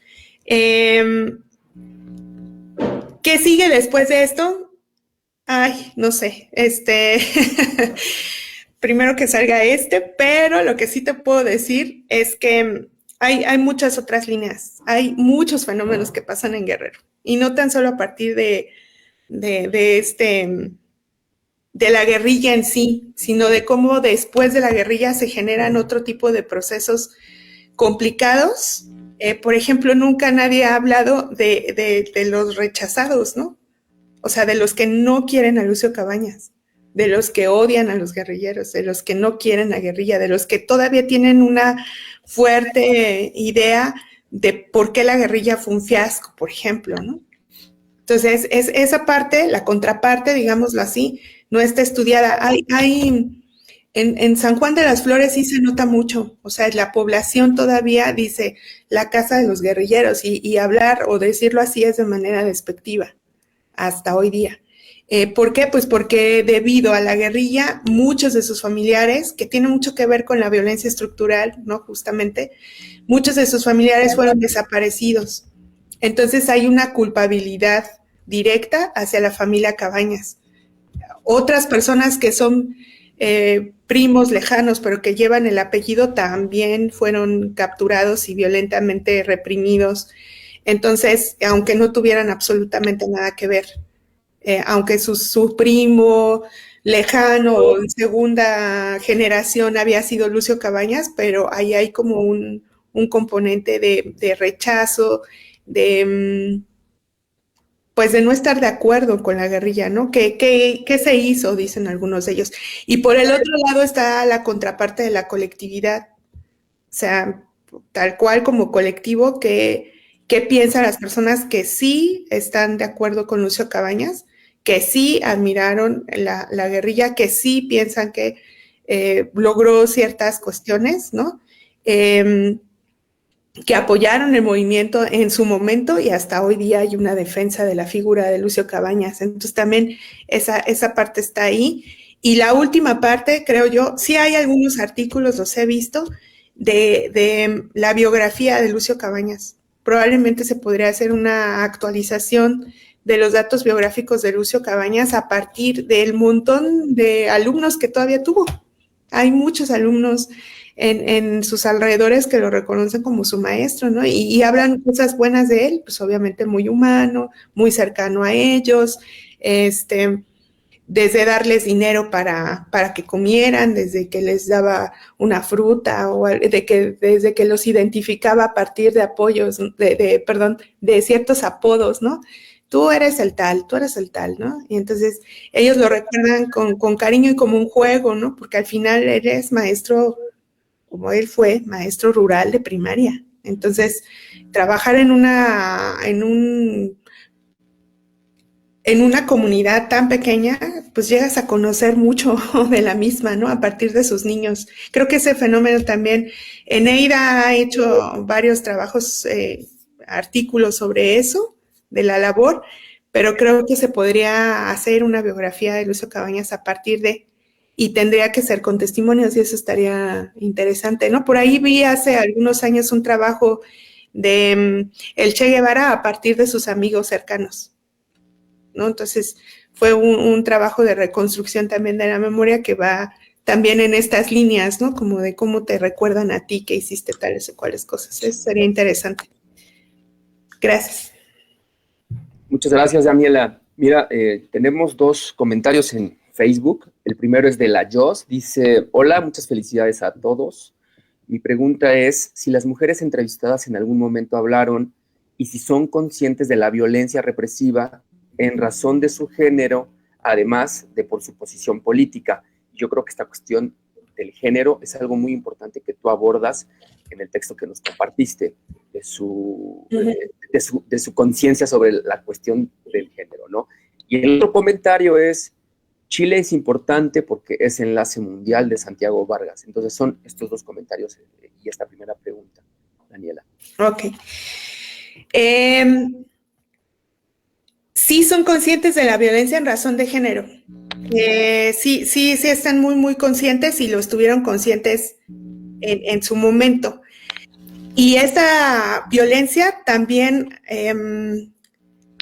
creo yo que se hizo colectiva a partir de los abusos. O sea, primero son conscientes de los abusos en manera colectiva y después se hacen conscientes de los abusos en razón de género. Esto es importante porque algunas veces cuando han visto el tema, algunas investigadoras sí me han dicho que debería de ser 100% un trabajo desde la perspectiva de género. Sin embargo, yo considero que la perspectiva de género es una conciencia que ellas se hacen ahorita, en este presente. O sea, ellas son conscientes de que sí hubo abuso, de que la mujer era violentada, golpeada, etcétera, etcétera, con la perspectiva de género ahorita, en este presente, porque ellas ya lo vieron, ya lo saben, lo leyeron, probablemente se los comentaron. Algunas de ellas han participado en muchos grupos de búsqueda de sus propios familiares. Entonces, ellas están inmersas en esta cuestión. Pero algunas de ellas, por ejemplo, María Fierro, me decía, o sea, yo no sabía lo que era eso. Yo no sabía lo que era eso. Ahora, porque lo he escuchado. Pero lo único que sí te puedo decir es que a mí la guerrilla me dio las armas para defenderme, para exigir cosas. Entonces, como ella vive en Tultitlán, me dijo, por ejemplo, aquí no había drenaje cuando llegamos y no nos los querían poner. Entonces yo lo que hice fue organizar a las personas para exigir que nos metieran el drenaje. Entonces ellas ahora son conscientes como de esa situación, ¿no? Algunas otras, por ejemplo, Rosa Ocampo sí me dice, no podemos luchar solas, porque nosotras nunca lo hicimos solas. Teníamos que tener a los compañeros ahí. Entonces, entre más seamos, mejores resultados vamos a tener. Creo que la mayoría va por esa cuestión, porque recordar que las bases del Partido de los Pobres son marxistas. Entonces es la colectividad como un núcleo fuerte y que juntos hacen las cosas, ¿no? Entonces, ahora sí dicen ellas, mi papá no me dejaba, ¿no? Mi papá no me permitió tal cosa. Mis hermanos mayores me impidieron hacer tal. Yo ya tenía el gusanito de meterme a la guerrilla, pero mi papá me dijo que no. Entonces, ellas son conscientes, sí, de esa violencia de alguna forma y de todas las formas que existen de violencia, porque ahora lo recuerdan de esa manera. Pero en su momento, ellas solamente eran conscientes de la violencia como colectivo, como explotación de desaparecidos. Sobre todo cuando llegan los militares fue muy agresivo, extremadamente agresivo. Entonces, ellas sí son conscientes de esa situación. Muy bien, Daniela, gracias. Antes de cerrar la transmisión, yo quisiera abrir también el espacio para los memorativos, para los miembros de la red. Si tienen alguna pregunta, compañeras, compañeros, por favor. Lili, me parece que es Carla. Adelante. Hola, ¿sí se me escucha? Sí. Perfecto. Te traía los micrófonos. De todas maneras, maestro Alfonso, gracias. Puse la pregunta como muy concreta en el chat por si cualquier cosa, pero la voy a hacer como en vivo. Sí. Yo estoy muy gozosa con la presentación de hoy. Se me hace una selección muy atinada del tema, por la impronta que tienen esas voces ocultas, acalladas sistemáticamente, sobre todo por el ejemplo que la maestra Eva ponía hace rato, de una de las mujeres tachada de prostituta para investirla de este halo, de anularla discursivamente, ¿no? Es como si su testimonio no tuviera peso bajo este rol o bajo esta figura, ¿no? Entonces tenemos ahí como algunas evidencias de las formas de movilizar silencios o de acallar las voces de las mujeres todavía hoy en día, y que evidentemente hay un pasado que está operando en el presente, como justamente dice Yelin, y se ve en estas pequeñas interacciones, ¿no? Por acallar a las mujeres. Mi pregunta es como de orientación más bien operativa y epistemológica sobre las emociones en particular. La pregunta concretamente, maestra Eva, es ¿cuáles fueron y son y cómo operan ciertas emociones en el desempeño discursivo de estas mujeres para narrar, por ejemplo, cambios y continuidades? Nos has dado un montón de pistas, y verlo desde la perspectiva de género ayuda mucho, justamente pensando el género como las mismas mujeres te lo están diciendo, ¿no? Desde una perspectiva relacional, porque tendemos a pensar que el género es hablar de mujeres, y no es así. Es una perspectiva relacional que se comunica y que se ve, digamos, en términos de un espejo entre los hombres, las mujeres, las múltiples formas de identidad. Es una relación, valga la redundancia, una interacción relacional. Entonces, me preguntaba yo, ¿cuáles han sido esas emociones que han estado presentes en las narrativas de las mujeres y cuáles han sido los cambios y continuidades que has encontrado en esas formas de nombrarse en el pasado y hoy para posicionarse, especialmente con respecto a la intersubjetividad? Porque creo que por lo que nos has estado presentando, que hay diferentes momentos, ¿no? De esta narrativa subjetiva desde el posicionamiento del yo de las mujeres, que se está conectando todo el tiempo con el de las otras, ¿no? Y que está cambiando en el tiempo, y sospecho que las emociones no están nombradas de igual forma como se pensaban en el pasado y como se están pensando hoy. Y un ejemplo de eso es en torno a la violencia, ¿no? Como que ese eje sí lo tienen muy claro, el eje de las violencias, pero sí me gustaría saber cuáles son esas emociones, porque al menos en antropología hay toda una discusión sobre el desarrollo de lo emocional, los sentimientos, los afectos, cuáles son las diferencias entre uno y otro y cómo los vamos a captar en campo, ¿no? Y discursivamente, cómo los está viviendo y expresando la gente. Insisto un poco en esto, en los cambios y continuidades del manejo o desempeño, por ejemplo, del miedo o del enojo, que en un principio pudo haber sido, quiero así divagar, no sé, más una cuestión de miedo, de enojo, y hoy más bien es de valentía, de logro. O sea, no sé, por eso digo yo, ¿son emociones o es otra cosa? O sí hay evidentemente algo de las emociones, pero cómo cambiaron, ¿no?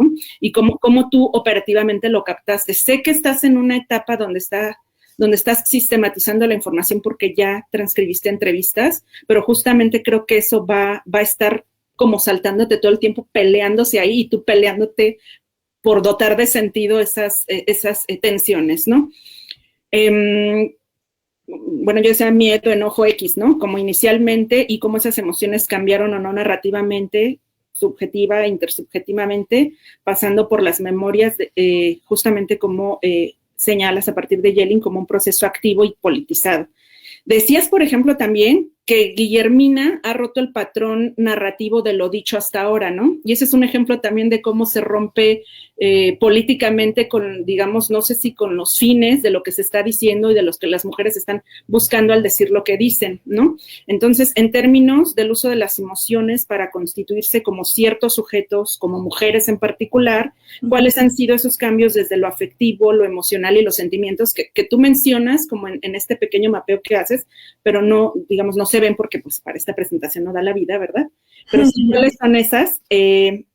¿Y cómo estos cambios? Y esa sería la segunda pregunta, que tampoco es para que la resuelvas ahorita, porque sé que te falta ese proceso de poner en vilo esas entrevistas y esos discursos que escuchaste de una vez, pero ya en una segunda vuelta al revisar bien las transcripciones, ¡puf!, ¿no? O sea, salen un montón de cosas que uno a la primera o lo tenía claro, pero en la segunda se va conectando con los discursos de las otras mujeres, ¿no? Entonces la pregunta es esa, ¿cómo esos cambios informaron sobre el proceso de la guerrilla para comprenderla desde los desplazamientos discursivos de las emociones de las mujeres? Es decir, el discurso de las mujeres, el discurso emocional de las mujeres, ¿qué aporta para comprender las guerrillas hoy desde el tema que tú te has propuesto? Y eso sería todo. Muchas felicidades, qué súper bonito tema. Ay, muchas gracias. Agradezco mucho tus preguntas, son muy importantes para mí.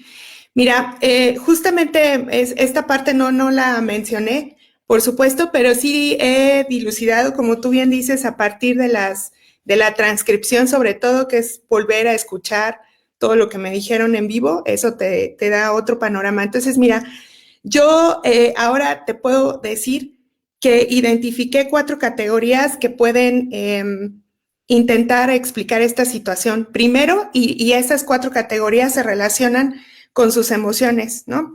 Y sentimientos, por supuesto. Entonces, el primero es la pareja y la maternidad. Y ahí está el amor, es su correspondencia. No hay una constante valoración de ambas cosas. Incluso muchas de ellas perdieron a su pareja, los mataron enfrente de ellas, entonces es doloroso todavía esa parte, ¿no? Volvieron a construir otras familias con otros hijos, por supuesto, pero el hijo o hija, en este caso mayor, pertenece a esa primera relación. Entonces hay un punto específico ahí. Obviamente ahí está implícito también la maternidad, ¿no? Entonces, ¿cómo ellas observan esta maternidad?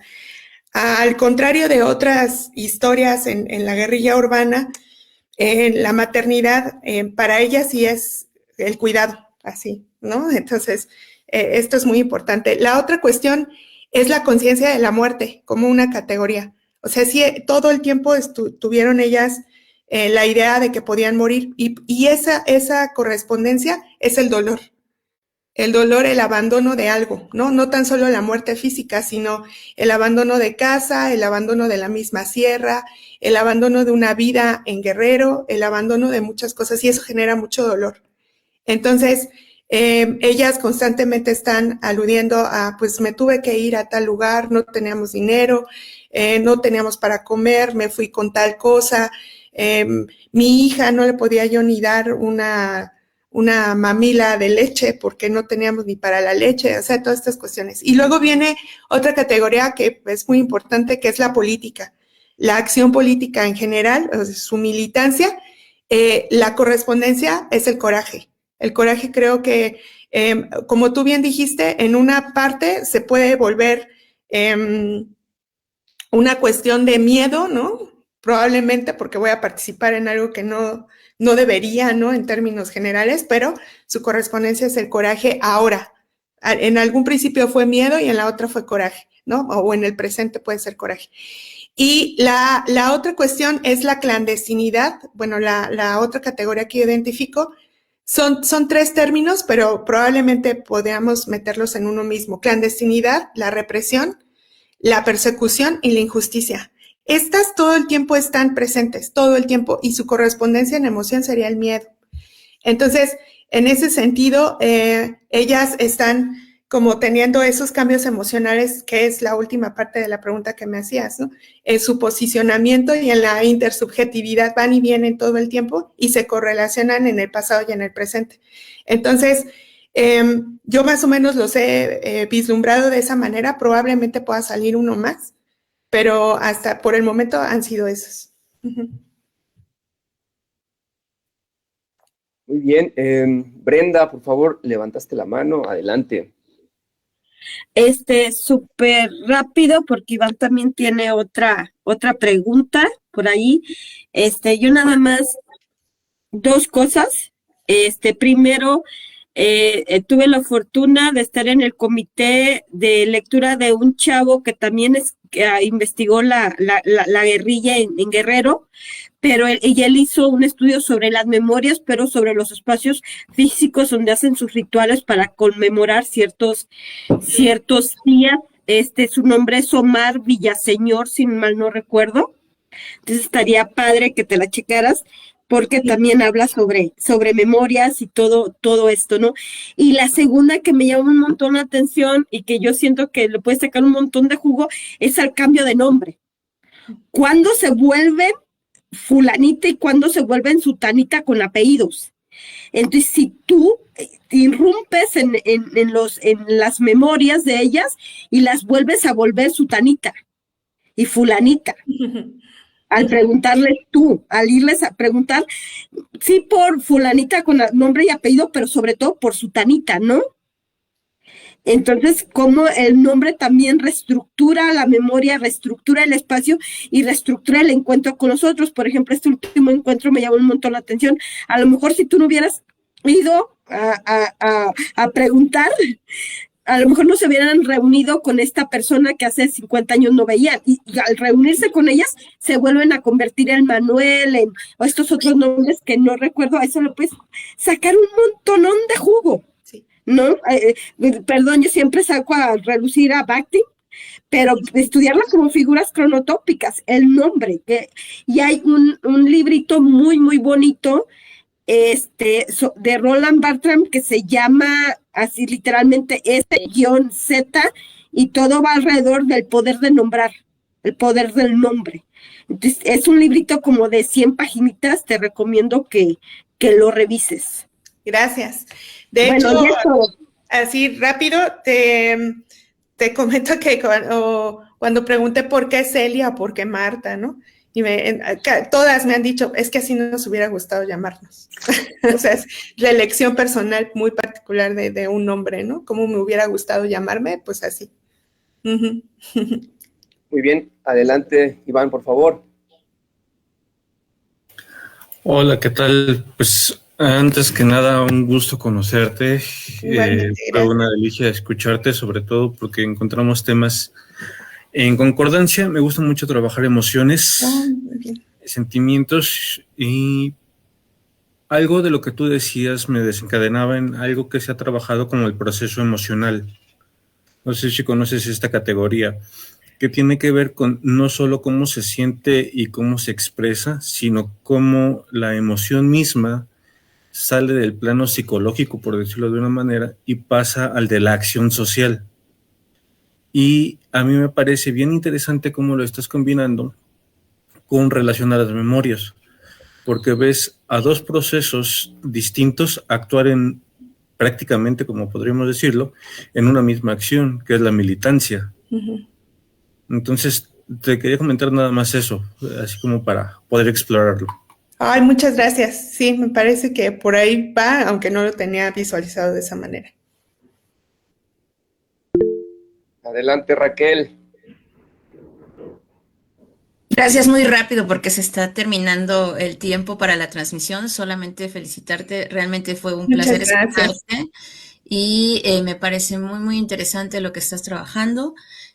A mí particularmente de escuchar tu presentación me surgen como muchas inquietudes para mi propio tema, entonces pues agradecértelo. Y solamente, no para ahora, ya ojalá establezcamos por ahí contacto personal. Sí. Esto último que Brenda comentaba, ¿no? Como si tú no hubieras preguntado, si no estuvieras en la investigación, no se habrían reunido estas personas. Si eso es algo que tú buscarías como problematizar en la tesis, tu propio papel en quizás en esta reunión, en estas redes que se vuelven a configurar, solamente porque además, bueno, es algo que a mí me interesa mucho, ¿no? Pero no para ahora, y muchísimas felicidades. Muchas gracias. Fíjate que ha habido varias visitas a Guerrero, pero 3 las particulares, ¿no? Que son las que yo describo en la tesis. Perdón, 2, las más largas, las que estuve más tiempo y así. Pero yo, mi idea es que un día pudiera ir a Guerrero y pudiéramos vernos todas. Ese sería como mi ideal. Yo he visto algunos trabajos en España que surgen de la historia oral, en donde ellos dicen, pues vamos a hacer una grupal, o sea, con las mismas preguntas, pero ahora a ver qué dicen todas. En este caso, no todas. En el caso del artículo que leí, pues eran hombres y mujeres, ¿no? Pero en este caso, ¿qué dicen todas? De verse juntas, de estar. Entonces, yo estaba así como muy decidida que este diciembre pudiera hacerse algo así, pero no se concretó. Entonces, a ver si este junio sucede. Si eso pudiera pasar, para mí sería muy bueno, porque creo yo que podría enseñarles ese recuerdo que tiene doña Rosa y don Pedro de ciertas mujeres y ellas poderlo ver. Y ahora sí creo que eso ayudaría mucho a afianzar la parte de los vínculos afectivos entre ellas. Por ahí hay un relato donde una de ellas le pasa la M1 para jalar a otra que se quedó atascada porque estaba lloviendo, venían corriendo, está la lluvia, y aparte recuerda a ella y también estaba embarazada, ¿no? Entonces esos pequeñas ayudas entre mujeres, todavía hay como una desvinculación, no las encontré, más bien encontré esos vínculos entre los hijos, el marido, pero entre ellas son pocos los que hay, pero sí los hay, ¿no? Entonces probablemente al verse juntas podría afianzarse este vínculo. Entonces, si se logra, será muy, muy bueno para la investigación. Si no, pues bueno, ya queda así, pero sí estoy de acuerdo contigo, sí hace falta esa parte. Pues muchísimas gracias, Daniela. Qué deleite haberte escuchado. También hubiera sido muy bonito haber escuchado al maestro, al señor Pedro, a don Pedro. Esperemos que pronto lo tengamos por aquí para que nos comparta su experiencia, su memoria, y seguir construyendo este espacio de reflexión en torno a las experiencias y a las formas en cómo uno va armando el pasado para darle un sentido a nuestro presente. Yo quiero agradecer personalmente tu asistencia aquí. Nos conocemos desde hace tiempo y qué bonito verte desarrollándote de esta manera en espacios académicos y con esta seriedad, este profesionalismo que siempre te he conocido desde que somos muy jóvenes, ¿no? Agradecer a los miembros de la red, agradecer también, por supuesto, a la ENA por ser la sede, el espacio, en este caso, virtual de nuestros encuentros, de nuestro ciclo de conferencias, que esta es la tercera presentación de esta, digamos, primera temporada. Estén pendientes a la cuarta conferencia. Es un ciclo bimensual, entonces vamos a estar anunciando ya pronto a quién tendremos de invitado o invitada para nuestra cuarta presentación, a través también de la ENA, vía virtual. También vamos a dejar en los comentarios de esta conferencia, vamos a dejar el correo electrónico de Memorativas por si nos quieren contactar, enviar alguna otra pregunta, alguna sugerencia de ponencia o de participación dentro de la red. Y también, Daniela, ¿nos puedes compartir tu correo electrónico? No sé si lo quieras decir para que te contacten, si tienen preguntas, si quedaron la manera en cómo te pueden contactar. Por favor, Daniela. Sí, es Daniela Sandoval. Lo voy a escribir, Daniela Sandoval. Están para nosotros escribirla también, sí. .es@gmail. Ok. .com.